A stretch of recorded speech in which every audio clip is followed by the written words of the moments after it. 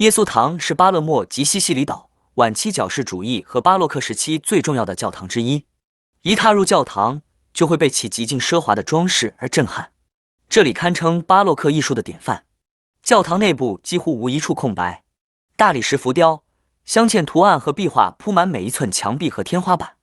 也展示了建筑、绘画与雕塑装饰的完美融合。尤其引人注目的是混合大理石装饰，即由精美的大理石镶嵌成的花卉或人物图案，体现了巴洛克风格的奢华与精细。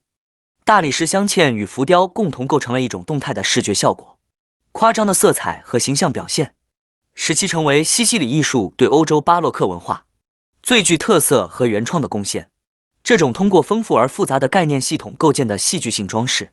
混合大理石和浮雕装饰，